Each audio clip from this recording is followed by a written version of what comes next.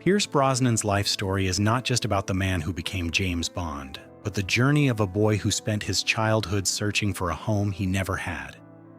Born on May 16, 1953 in Drogheda, County Louth, Ireland, Pierce's early life was shaped by abandonment and loss. His father, Thomas Brosnan, left before Pierce could form any memories of him, leaving behind only the absence of a father figure. His mother, May Smith, pursued a nursing career in London, leaving Pierce with his grandparents in County Meath when he was just 1 year old. While his grandparents were kind, no amount of warmth could fill the emptiness left by his mother's absence. The feeling of being unwanted stayed with him, forming the foundation of his search for belonging. The endless search for belonging. As Pierce grew older, the sense of displacement followed him. When his grandparents passed away, he was shuffled between various relatives and family friends. With each new home, he was reminded that he was someone else's responsibility, never truly at home. This emotional isolation only deepened his sense of being an outsider. At school, he was a quiet, watchful boy. Without the safety net of a stable home life, he learned early on to observe before participating, anticipating hurt before it came. Art became his escape, a place where he could disappear and for a brief time forget the uncertainty of his life. It was not a passion yet, but rather a survival mechanism that would serve him throughout his journey. A mother's return. At age 10, Pierce's mother, May, returned to his life after having built a nursing career in London and remarried. She sent for him to join her, and Pierce moved to London, a city that felt both familiar and foreign. At this point in his life, May was a stranger to him, his mother in name only. Their relationship was distant, and Pierce's sense of alienation grew as he tried to rebuild a connection with a woman he barely knew. He later described those years with remarkable restraint, saying, "I was always the outsider." That sentiment of being constantly on the periphery would shape his adulthood, eventually driving him to become a man whom the world couldn't help but notice. The harsh reality of London in the late 1960s was a fast-paced, bustling city that didn't have time for a quiet, displaced teenager like Pierce. At 16, he enrolled at the Elliott School in Putney, South London, but he found himself academically behind and socially invisible. Pierce carried with him the emotional burden of being uprooted so many times that he no longer expected any place to feel like home. But in the heart of London, amid its indifference, Pierce found something he had never had before: possibility. It came in the most unlikely form: fire eating. At 17, Pierce took a part-time job with a small circus, learning to perform tricks that could literally kill him in front of strangers. Despite the danger and monotony, for the first time in his life, people looked at him, and it was transformative. Pierce had finally found a way to command attention. Discovering a passion. The experience of fire eating sparked something in Pierce. It was his first taste of performing for an audience, a moment when he was finally visible, and it ignited a passion for performance.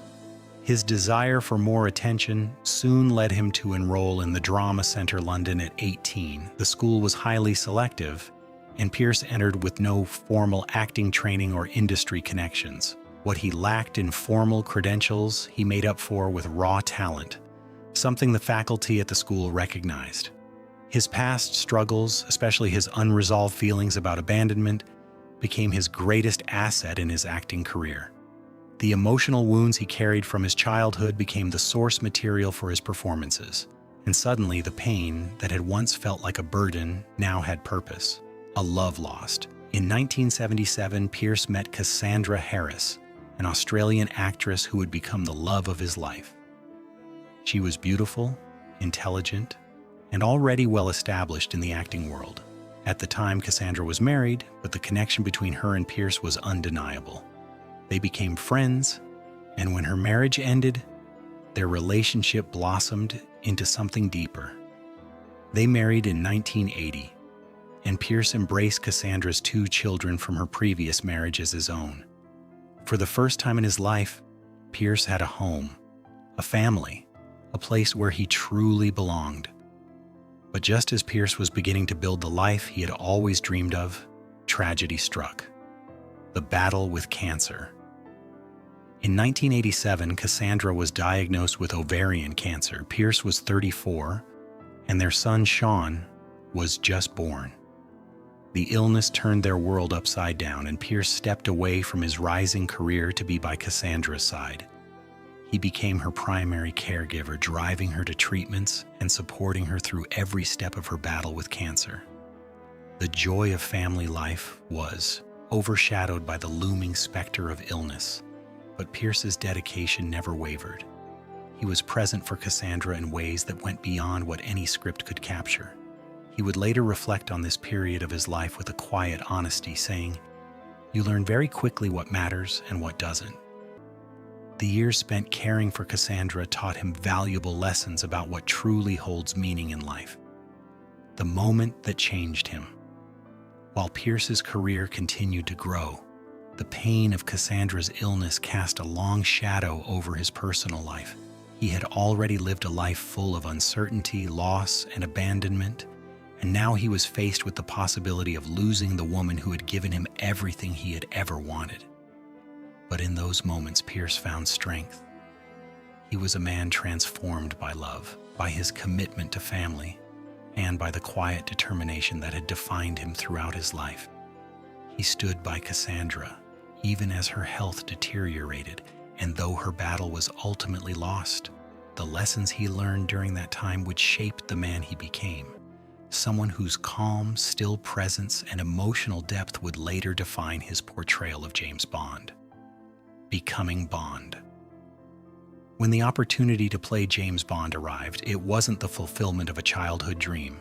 It was the result of a long and difficult journey, one marked by pain, loss, and the search for a place to call home.